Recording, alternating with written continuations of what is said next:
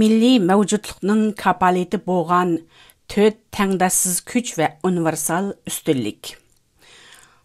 Muhajiratdagilar kimlar? Ularning burchi nima? Nadan do'stin aqlliq dushman yaxshi. Hozir bizga o'zimizdan bakrak o'zgilar yo'l ko'rsatmoqda. Netanyahudan tengir qavatgan Uyg'urlarga tavsiya. Biz davlat quralidik. Amma uni qo'g'dab qilish uchun kuchlik harbiy kuch bo'lmasa bo'lmaydi. Kuchlik harbiy kuchlar bizning g'alaba mevimizni qo'g'dab qalalaydi. Amma kuchlik harbiy kuch g'oyat zo'r iqtisodiy kuchga muhtoj. Biz bu kuchni kishilardan ig'ir boj elish bilan hal qilgan bo'lsak, kuchiyish tugul tizla vayron bo'lgan bo'lardik. Sovet ittifoqiga qarab yiqinglar. Iqtisodni erkin qo'yib bermagani uchun shuncha qabil sanoqsiz olimlari turibmi yanla imirilib ketdi. Shuni biz to'xtamay mablag' jalb qildik. Dunyodagi barliq ehtiyojliq texnologiya va kashfiyotlarga biz oldin yurish qilib iqtisodiy qimmat yaratdik. Natijada kuchlik iqtisodiy va kuchlik harbiy kuch bizga kuchlik siyosiy kuchni barliq keltirib berdi. Biz mushu kuchlik siyosiy nopuz bilan dunyodagi 100 dan ortiq davlat bilan o'zaro yaqin munosabat o'rnatdik. Xitoy, Hindiston, Qozog'iston va Ozarbayjon qatorliq davlatlarmi Isroiliyaga kelib ketib yurdi. Mushu 3 putliq berikma kuch bizning o'tir sharqdagi ishlarimizning o'ngishli bo'lishiga kapolatlik qilmoqda. Ammo yuqorqi 3 moddiy kuch uzoqqa paylamaydi. Uni cherishdan va qo'ldan ketishdan saqlanish uchun bir ma'naviy kuch bo'lishi kerak. Shundala bu 4 berikma kuchga ega bo'lgan davlat uzoqcha saltanat surib gullayalaydi. Tarixga qarab baqadigan bo'lsak, ko'pincha davlatlar oldi bilan iqtisodiy kuch orqali siyosiy kuch hosil qilib, oxirida yana harbiy kuch barpo qilib mustaqillikni qo'liga olgan. Misrdagi milliy uyg'onish peshvosi Hasan Bannamu iqtisodiy mustaqillik bo'lmay turib, siyosiy mustaqillik bo'lmaydi degan. Uningdan burungi Misr ma'naviy dahisi Mustafa Kamil Abduqodir Damallamning yaqin do'sti va maslakdoshi edi. Biz yeydiganimizni, kiydiganimizni va boshqa barliq ehtiyojlarimizni o'zimiz ishlayolmay turib, biqindilikdan qutlanmaymiz degan. Eng oxirgi dangliq Misr mutafakkiri Muhammad G'azali muddal mushu nuqtani ko'zda tutib, bir zavod, fabrika qurish, bir masjid qurgan bilan o'xshash savob deb ta'kidlagan. Undaqda Uyg'urning xorligi qachon boshlandi? Uyg'urlar 1649-yildan 1949-yilgacha Mo'ng'ullarning beshini silab, Manjularga dushman bo'lib qoldi. Tatar, Qozoq va Qirg'iz qatorliq Qipchoqlarning beshini silab, Char Rossiyaga dushman bo'lib qoldi. Barliq mazlum musulmonlarga keng quchoq echib Angliyaning tishig'i tegib qo'ydi. Osman imperiyasi jinida amalga oshirolmagan pan-islamizm va pan-turkizm yuki laylab yurib Uyg'urlarning do'lisiga tushdi. Natijada bu ikki izmdan o'ligida qo'rqadigan Char Rossiya, Angliya va Manjing davlat qatorliq 3 jahongir qo'shnisining qo'lida to'limi echinishli holda bo'g'ilib yurib munqarz bo'lib ketdi. Meni yillarcha o'yga solgan bir hadis bor.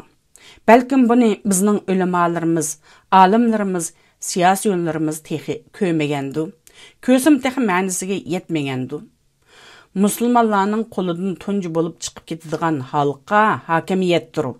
Eng oxirida qo'ldan chiqib ketadigan xalqqa namozdir.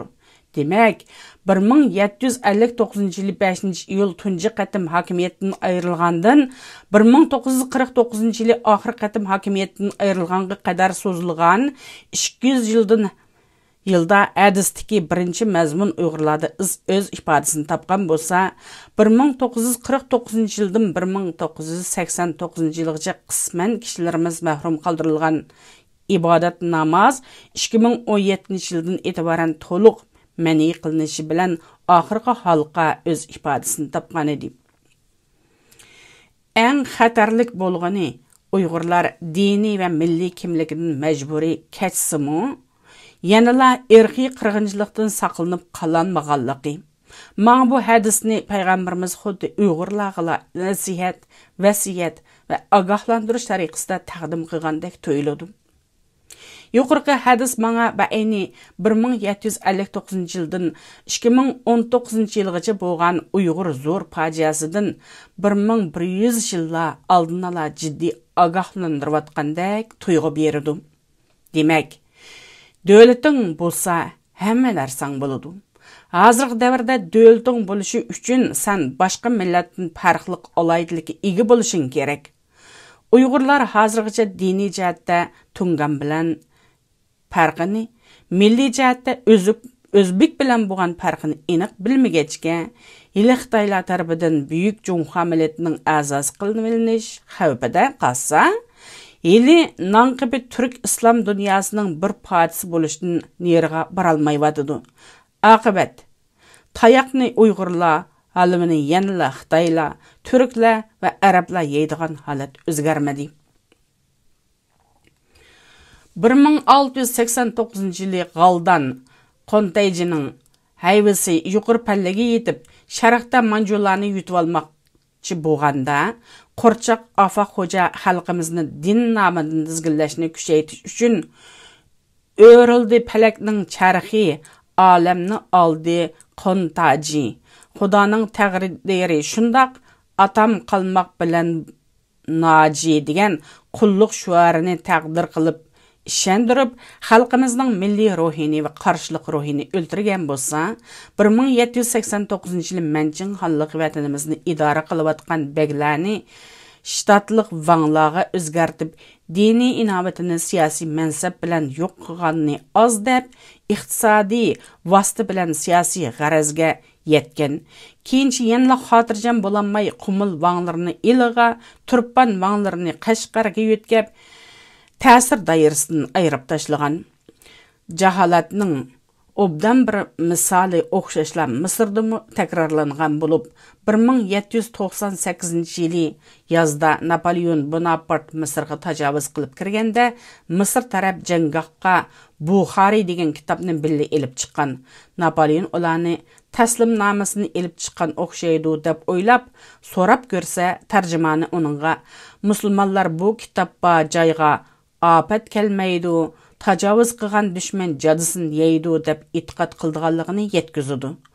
Bu xil tushuniksiz javobdan qanoat his qilmagan Napoleon urushda g'alaba qilib Misrni ishg'ol qilgandan keyin bu kitobni tarjima qildirib ko'rib, bu kitobdagi mazmunlarning rostla yuqorida deyilgandek xislatga ega ekanligini, ammo musulmonlarning uning ichidagi ta'limotlarga amal qilmasdan, aksicha uni asrab takchida saqlagan shaklvozligini ko'zda tutib, fransuzcha harbiy formasini selib tashlab, beshig'alli salla yo'gab, uzun to'n kiyib, Azhar jamisini remonat qilib, avomning ko'nglini o'tish uchun davomliq "Men Xudo sizlarga avatgan qutqizuvchi Mahdi, sizlarni turklarning zulmidan qutqizish uchun Xudo meni avatdi" deb aldab, u da 2 yilga yaqin ozg'ina askar bilan Misrni qo'lda tutib turgan. Matitay 1914 yili Qashqar shahriga Titay bo'lib tayinlangandimi, o'xshashla harbiy forma o'rniga salla yo'gab, uzun to'n kiyib, avomga ta'sirlik nutq so'zlab, tarim vadisini saq 10 yil ozg'ina apyunkash askarlar bilan tutib turalagan. Matitay Qashqarning o'z zamonidagi mo'tavarlarini tamoman qiltaqqa elish uchun bu ziyofat zalida so'zini davomlashtirib yana shundoq deydi.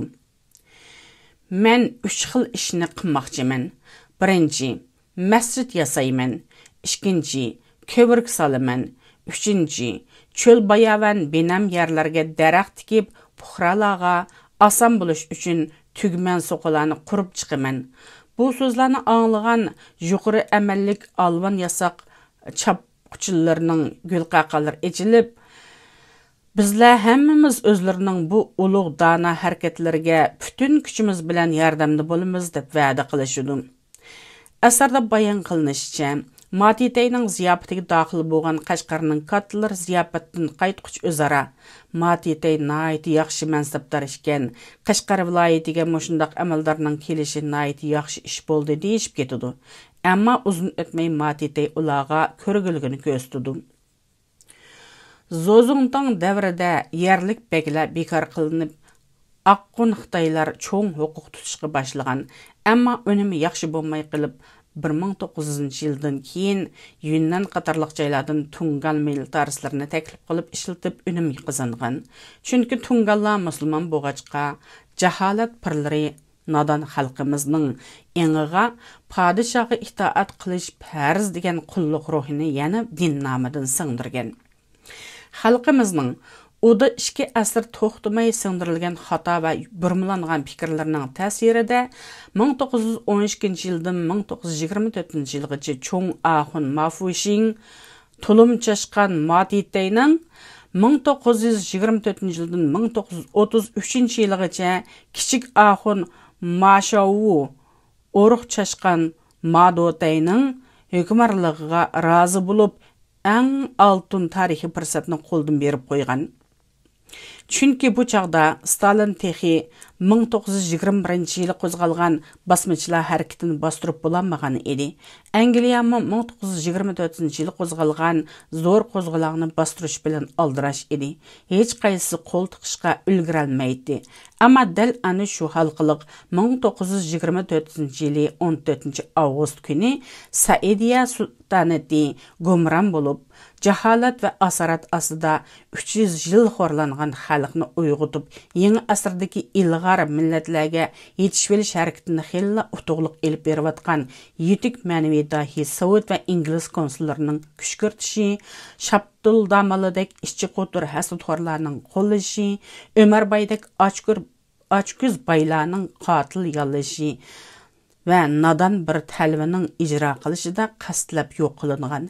Natijada 9 yil kechikib ketgan milliy mustaqillik inqilobi amdil g'alaba qilib, Qashqarda 1933 yili tunji Cumhuriyetimiz qurilganda allaburun qaddini rostlagan Stalin tungan bandit Ma Zhongyingning qo'li bilan 84 kundan keyin Qashqardagi hokimiyatni munqarz qilgan. Uningdan keyin xo'rliq texmi kuchaygan. 1930 yillari Sun Yat-senning suratiga ta'zim qilishga majburlangan xalqimiz 1937 yildan boshlab Stalin bilan Shingshitsay jallatning suratiga ta'zim qilishga majbur bo'lgan. 1949 yilgacha janubdagi 7 viloyat xalq gomindonga sadoqat ko'rsatishga majburlangan bo'lsa, 1949 yildan keyin Maoning suratiga cho'qinishga majburlanganligini oz deb özünün qimmat qarashlarini va mo'tavarlarini o'zlari dafsanda qilishga majburlandi. Bo'libmi, yaqinqi 70 yilda tartgan xo'rliq tarixdan buyanqi barliq xo'rliqlardan eshib ketdi. 100 yil burun vatanimizda ziyarati bo'lgan Tatar Noshirvan Yavshufmu bu aqda qattiq kaygan.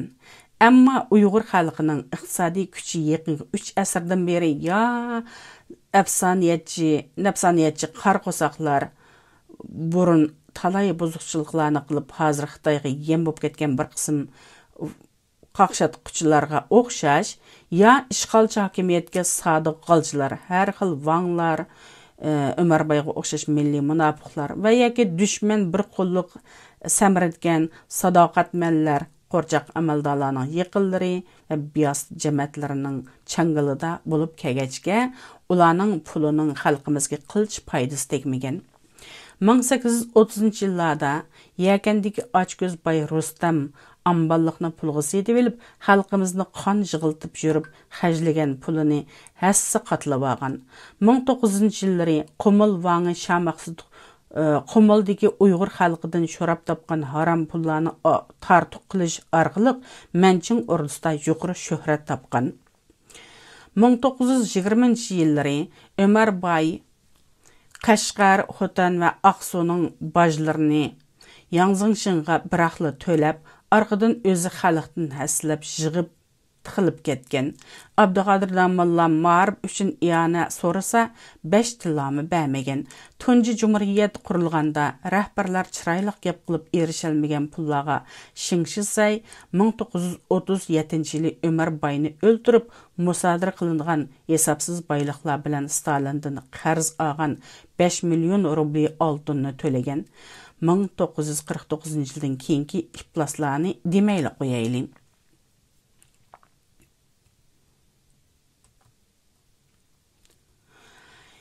Yetim milletinin haqqını yevilip, ularını əbədi xarlıqda qaldırış üçün töhfə qoşqanlarga Qur'an Kerim mundaq hökm qılıb etken. Zulüm qılıb yetimlərinin mal mülkini nahaq yevalğanlar, şübhəsiz qorsqıga qiyamet günü yenib turduğan otni yevalğan boludu. Ular yenib turğan otqa, yani dozaq kiradi. Sura Nisa 10. ayet. Her halda xalqımız içide Xotan Şahi Habibullah Mubdi Hacığı oxşaş, Musa baylağı oxşaş, az sandaki xalqdan şülüp almaydıgan, ularning haqqiga çang sanmaydıgan, işğalçı hakimiyet bilen birleşip xalqning qenini şormaydıgan, belki xalqning istiqbali üçün hərəkət qılğan az sandaki vatanparvar baylarning üzülüp qalmay davam qilishi bilen xalqımız her halda yeni əsrge oluşalıgan.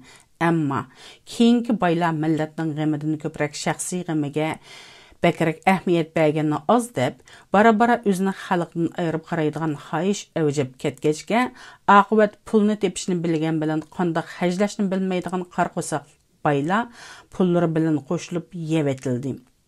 Banditlar xalqның qenini özləri bevasitə şormay, əni şulağa şorat qızıb, bir çalmada netçi paxtek soxdi. Kenci ulanı yoxtu şunca asan boldu. Çünki Arını buzuş hilisi nəticəsində xalq və baylarning arasındakı hang çoğuyub ketken idi. Şun ularning yo'qolishimi shuncha asan bo'ldi. Bu qaraqchilikning yangi usuli bo'lsa kerak.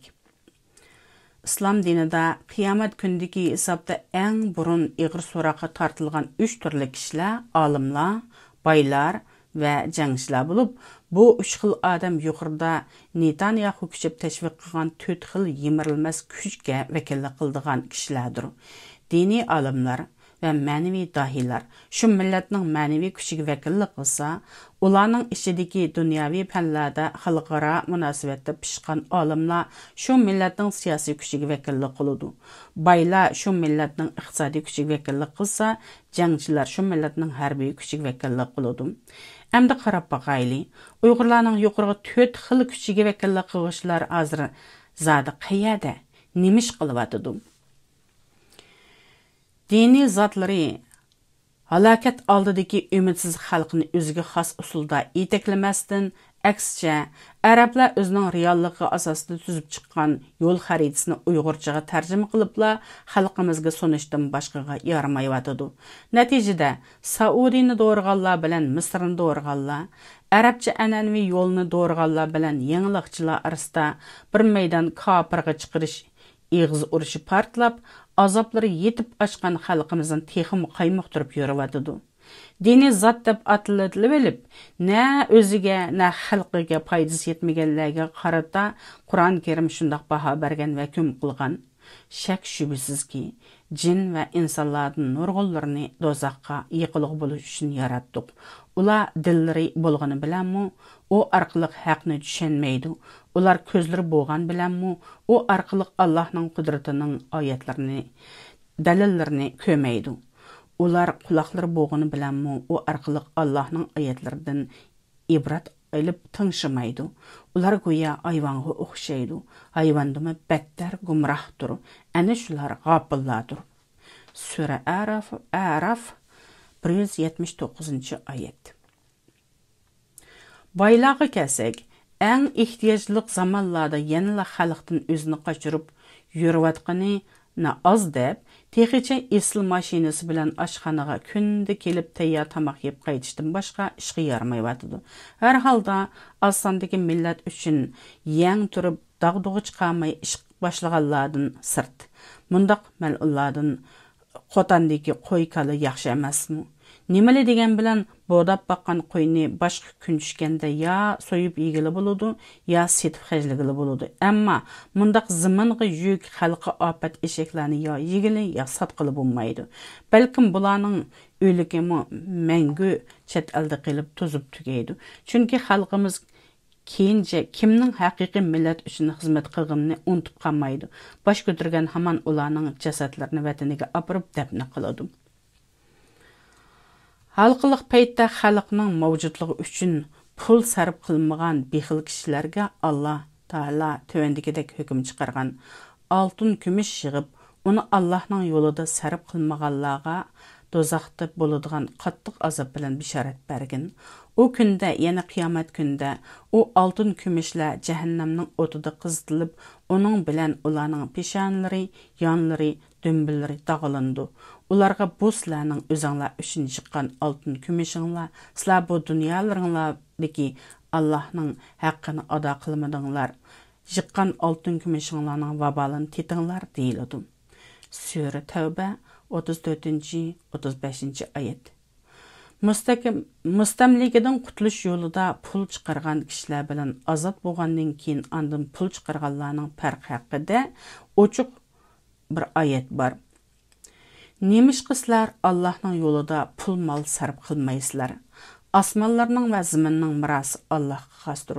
Sizlardan Makka fath qilinishdan ilgari pul mol sarf qilganlar va Rasululloh bilan birlikda turib dushmanlar bilan urushganlar, Makka fath qilingandan keyin pul mol nafiq qilganlar va urushganlar bir bilan barabar emas. Ana shularning darajasi Makka fath qilingandan keyin nafiq qilingan va urushganlarning darajasidan cho'ngdir. Ularning har biriga Alloh jannatni va'da qildi. Alloh sizlarning qilayotgan ishinglardan xabardordir. Sura Hadid 10-oyat. Kimki Allohga qarzi hasana beradigan, ya'ni Allohning roziligini tilab, uning yo'lida pul mol sarf qiladigan, Alloh uningga hasilab qaytirdi, uningga cho'ng savob berdi. Sura Hadid 11-oyat. Endi jangchilarga kelsak, ularni arabcha mujahid degan hamon kallaga avtomatik holda arab jangallardagi qurolliqlar keladi.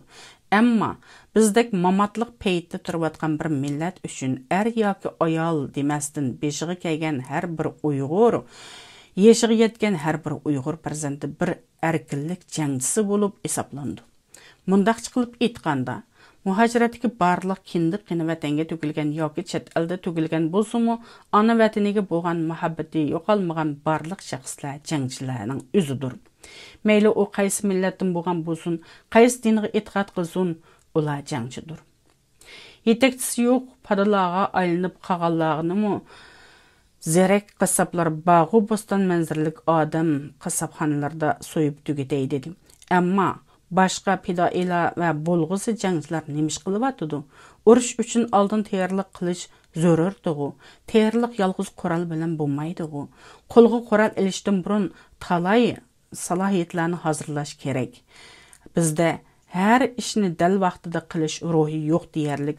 Hozir o'qu, bilim ol, o'ylan, tafakkur qil, ruhingni kuchayt desa gap anglamay, cho'ng ish bo'lsa qilaman, kichik ishni yaratmayman deb o'ltirib, vaqti kelganda safarbarlik qilsa, qanchalik shaxs shu hamon ovoz qo'shib harakatga o'talaydi. O'ylanayli. Özümüzni obdan dangsab baqayli. Kichikgina Xitoy virusi tufayli qanchalik alaqsada bo'lib ketdik. Jon tatliqmi ekan? Acaba bizning jinimiz vatandagi behuda badal to'layotgan xalqimizning jinidimi tatliqmi ekan? Hozirgi uyga solinish mazgili ya taslim bo'lish ya harakatga o'tish oldidagi bir kichik psixik siniki elib boradigan yaxshi fursat. O'zingizni dangsab beqing. Har holda o'zingizni e'tirof qilganingiz keyincha nurg'un ishlarni buzib qo'ymasligingiz va oqsatmasligingiz uchun foydali. Millatga biror foydali ish qilib beralmasimi, ziyon solmaslik mayli deydigan tuvan saviyadagi ongda yashayapmiz. Ammo hech qisi yo'q. Tömürni tavlamıgıca polatqa aylanmaz degandek ömürni ve özünü tavlamıgıca bu milletning layoqatlik a'zosi bo'lish tas. Bo'layotgan ofatlar va qiyinchiliklar bizni texmi qaysar qilgandan sirt, mundaq ishlarni hal qilish yo'lini tepib chiqishga turtki bo'ladi. Biz hozir barliq hal qilish choralarining oqmaydiganligini, faqat Xudo bergan voz kechilmas haqqimiz bo'lgan milliy mustaqillik va abadiy hurlik chorasilar bizni saqlab qoladigan birdan-bir yo'l ekanligini to'liq tonib yetdik. Endi shu tonish bo'yicha harakat qilishli qilib qoldim. Hadislar din so'zlaydigan, o'zini molla, o'zgini cho'lta sanaydigan avliyolar, o'zini haqiqiy musulmon deb e'tirof qiladigan har qanday sabdosh va qarindosh bu haqda obdan o'ylanib beqishi lozim. Chunki islom ta'limotlariga qaraganda yuqorqi 3 muhim soha kishilari bo'lgan olimlar, boylar va jangchilar qatlami muhojiratdagi barliq xalqimizni o'z ichiga olalaydigan bo'lib, qiyomatdagi tunji qitimliq eng qattiq hisob kitob shular haqida bo'ladi ekan. Albatta, bu dunyoda eng qattiq va injiga savol so'roq shular haqida bo'lishi kerak. Mundaq bo'lganda o'zini, vatanini va xalqiga qarzdor, ular oldida gunohkor sifatida qarab harakat qilmay, aksicha o'zini to'hpakor, nijotkor, kelajakdagi hokimiyatning bosh sekretarlari deb qarab olgan nomussiz insonlar aqlini tepish kerak. Elning ko'zi ellik, sen vaqirab turib kunda e'lon bermasangmi, xalqimiz haqiqiy vatan uchun borlig'ini beg'ishlayotganlarni obdan biladi. Aldamchilarni texim obdan biladi. Bu bir qatimliq oxirgi tepilmas oltin fursat. Bu fursatdan niyatini, o'zini, so'zini va harakatini pokizlayolmaganlar bu dunyoda va u dunyoda tegishli jazosini tatidi. Netanyahu rastapdi. Olimlar, baylar va erkinlik jangchilari uyqumizni ochayli. Ish egisini topsun, vatan uchun pul topayli. Topolmasak tapqanlarni qo'llayli. Vatan uchun bilim olayli. Qo'limizdagi barcha moddiy va ma'naviy kuchimizni xalqimizning mavjudligi uchun dasmaya qilayli. Ergi bir navbat, yergi bir navbat. Navbat bizga kelganda charchab yiqilmay, teximi ching turayli. G'alaba faqat oxirgi qadar chidiyollarga mansub bo'ladi. Bugungi programmamiz mush yerda oxirlashdi. Diqqat berganingizga rahmat. Ko'rishguncha omon bo'linglar, aziz qarindoshlarim.